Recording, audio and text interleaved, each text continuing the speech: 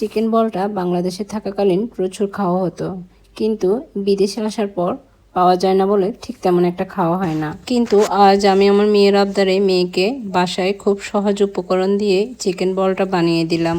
চাইলে আপনারা ঘরে থাকা কয়েকটি উপকরণ দিয়েও এই চিকেন বলটা খুব সহজেই বানিয়ে নিতে পারেন। এই চিকেন বলটি বানানোর জন্য আজকে আমি মুরগির হাড় ছাড়া সলিড মাংস নিয়েছি। মাংসগুলোকে ছোট ছোট টুকরো করে কেটে ধুয়ে পরিষ্কার করে নিয়েছি। তাতে আমি কিছু ধনেপাতা কুচি ও কাঁচামরিচ কুচি দিয়েছি। সাথে দিয়েছি হাফ চামচ আদা বাটা, রসুন বাটা এবং 1 চামচ সয়া সস।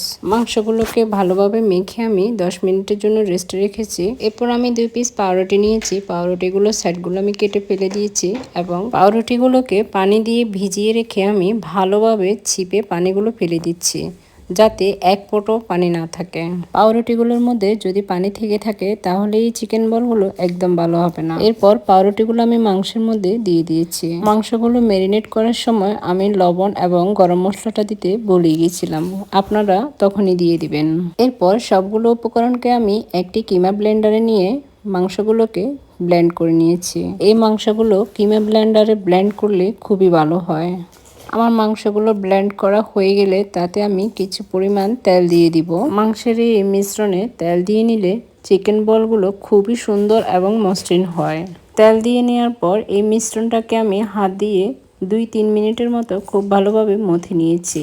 মিশ্রণটি মেখে নেওয়ার পর আমি হাতে একটু তেল ব্রাশ করে বলের সাইজ করে আমি কিছু কিছু খামির নিয়ে বলগুলো বানিয়ে নিচ্ছি। আপনাদের বোঝার সুবিধার্থে আপনাদেরকে আমি একটা বল বানিয়ে দেখাচ্ছি। বলগুলো বানানো খুবই সহজ। অল্প একটু খামির হাতের মধ্যে নিয়ে 2 হাতের ইশারায় গোল করে নিলে গোল হয়ে যাবে।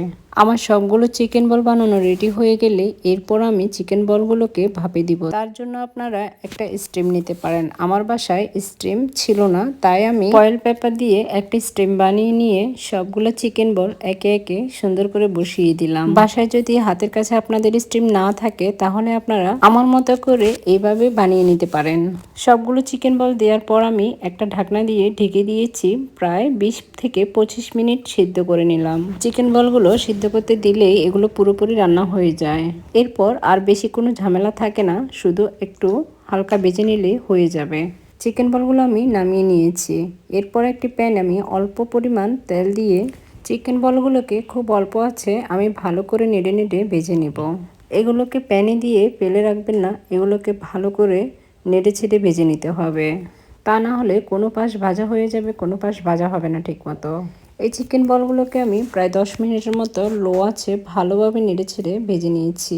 এইভাবে যদি স্বাস্থ্যকর উপায়ে আমরা বাসায় বানিয়ে থাকি তাহলে আর দোকান থেকে অস্বাস্থ্যকরগুলো কিনে খেতে হবে না। আপনাদেরকে আমি একটা চিকেন বল কেটে দেখালাম যে কেমন হয়েছে, একেবারে নরম এবং স্পঞ্জি। চিকেন বলগুলো তো বানিয়ে নিলাম, এবার সুন্দর করে সাজিয়ে নেওয়ার পালা। একে একে আমি স্টিকের ভিতরে এভাবে 4টা করে চিকেন বলকে দিয়ে সুন্দর করে সাজিয়ে নিলাম। আশা করি আমার এই রেসিপিটাও আপনাদের কাছে খুবই ভালো লেগেছে। যদি ভালো লেগে থাকে অবশ্যই শেয়ার করে পাশে থাকবেন। আপনাদের এই একটা কমেন্ট, একটা শেয়ার আমাকে অনেক বেশি উৎসাহিত করে। আজকের মতো এখানে বিদায়। সবাই ভালো থাকবেন। আল্লাহ হাফিজ।